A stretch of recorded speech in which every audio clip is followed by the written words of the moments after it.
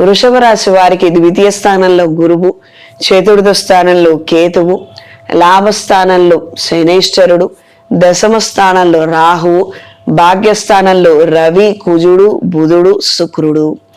వ్యవహారాల రీత్యా అనుకూలమైన మార్పులు ఎక్కువగా ఉంటాయి.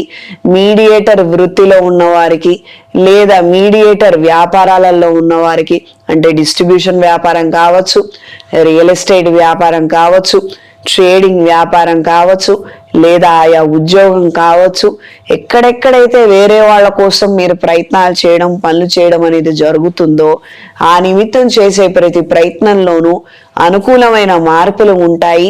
100% పనులు చక్కగా పూర్తవుతాయి. మీ రెప్యుటేషను, మీ గౌరవం కూడా మరింతగా పెరుగుతుంది. హైయర్ ఎడ్యుకేషన్ కోసం చేసే ప్రయత్నాలు కలిసొస్తాయి. జన్మజాతకం సహకరించి ప్రస్తుతం ఏ ఇతరితర గ్రహస్థితి చెడు పరిణామాలు ఇవ్వనట్లయితే హైయర్ ఎడ్యుకేషన్ కోసం రాసే ప్రతి కాంపిటేటివ్ ఎగ్జామ్లో మంచి రిజల్ట్స్ వస్తాయి. అనుకూలమైన మార్పులు ఉంటాయి. ప్రత్యేకంగా సబ్జెక్టు ఎంపిక విషయంలో కాస్తంత అవకతవకలు ఉండొచ్చు. ఒకదానికి కట్టుబడి మరొకటి నిర్ణయం చేసే అవకాశం ఉంటుంది. జన్మజాతకాన్ని పరిశీలించుకొని ఇన్ టైంలో మంచి నిర్ణయం చెయ్యండి. అంటే ఇనీషియల్గా సాటిస్ఫాక్షన్ లేకపోయినా ఒక 2-3 సంవత్సరాల తర్వాత ఎందుకు జరిగింది ఈ విధంగా అన్నది తెలుసుకొని ఒక మంచి సాటిస్ఫాక్షన్ అనేది ఏర్పడుతుంది. లాభస్థానంలో శనీశ్వరుడు, స్నేహాలు మరింతగా పెరుగుతాయి. కళా సాంస్కృతిక రంగాల్లో ఉన్న వాళ్ళతోటి పరిచయాలు పెరుగుతాయి. రాజకీయాల్లో ఉన్న వారితోటి పరిచయాలు పెరుగుతాయి. ఇతరితర అనుకూలమైన మార్పులు ఎక్కువగా ఉంటాయి. మీరున్నటువంటి ఫీల్డ్లో అటో 10 ఇటో 10 వేసుకున్నట్టుగా ఎవరెవరైతే అవసరం ఉంటారో వాళ్ళందరితోనూ మరింతగా పరిచయాలు పెరుగుతాయి. మీ యొక్క పరపతి పలుకుబడి కూడా మరింతగా పెరుగుతుంది. తండ్రి నుండి ఆశిస్తున్నటువంటి ఆస్తిపాస్తులు కావచ్చు, అండదండలు కావచ్చు, సగానికి సగం వచ్చే అవకాశం ఉంటుంది. మితిమీరిన ప్రయత్నాలు మాత్రం ఈ యొక్క సెగ్మెంట్లో చెయ్యదు. అంటే ఈ యొక్క ఆస్పెక్ట్లో, ఈ విషయంలో మాత్రం ఎక్కువగా చేయదు. వచ్చిన దాంతో సంతృప్తి చెంది మీ ప్రయత్నాలేవో మీరు చేయండి. ఈ రాశిలో జన్మించిన స్త్రీలకు వృత్తి నిమిత్తం అనుకూలమైన మార్పులు ఉంటాయి. జాబ్ సాటిస్ఫాక్షన్ అత్యంత చేరువలో ఉంటుంది.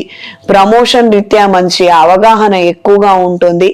అంటే మనం చేస్తున్నాము, ఎండ్ రిజల్ట్స్ ఇంకా రాలేదు, అంటే పని పూర్తి కాలేదు, పని పూర్తవుతుంది, పని పూర్తయిన తర్వాత మనకు బాగుంటుంది నా ఆలోచనలు ఉంటాయి. అంటే దగ్గరలో అన్ని బాగుంటాయి అన్నటువంటి ఒక క్లారిటీని, ఒక సమయ స్ఫూర్తిని, మంచి అవగాహనని కలిగి ఉంటారు. ఈ డ్యూరేషన్లో తీసుకునే నిర్ణయాలు అనుకూలంగా ఉంటాయి. మ్యారేజ్కి సంబంధించిన ఆలోచనలు కావచ్చు, కుటుంబపరమైనటువంటి శుభకార్యాలు, గృహప్రవేశాలు కావచ్చు, ఇతరితర అంశాల రీత్యా అనుకూలమైన మార్పులు ఉంటాయి. ఎన్నో ప్రయత్నాలు చేయాలన్న ఆలోచనలు ఉంటాయి. అందులో కొన్ని నెరవేరుతాయి. కొన్ని పరిచయాలు కూడా ఉపయోగపడతాయి. ఆరోగ్య విషయాలలో తగు జాగ్రత్తలు అవసరం. సరైన సమయానికి తినక, సరైన సమయానికి నిద్రపోక, కలత ఉన్నటువంటి ఆలోచనల వలన ఎక్కువగా ఇబ్బందులు పడుతుంటారు. అంటే ఒకానొక ఆలోచన వస్తుంది, ఆ ఆలోచన మంచిదైతే బాగానే ఉంటుంది. ఉన్న 10 రూపాయలు అప్పు తీర్చేయడానికి 25 రూపాయలు ఎలా సంపాదించాలో అయితే బాగానే ఉంటుంది, బ్రహ్మాండంగా ఉంటుంది. కానీ అలాంటి ఆలోచనలు రావు.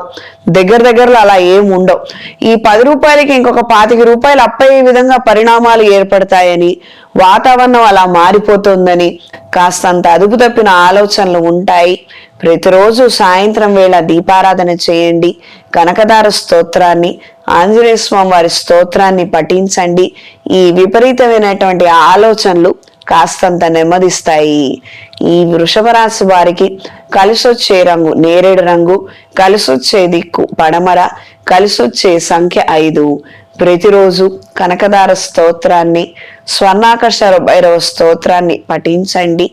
వృత్తి నిమిత్తం ఎదుగుదల లేదు, తీవ్రమైనటువంటి అనారోగ్యాలతో బాధపడుతున్నాము, వచ్చిన ప్రతి అవకాశం చేజారుతోంది, ఆ విధమైన పరిస్థితులు ఉన్నప్పుడు రాబోయే మహాశివరాత్రి రోజున మహాపాశుపత హోమాన్ని జరిపించండి.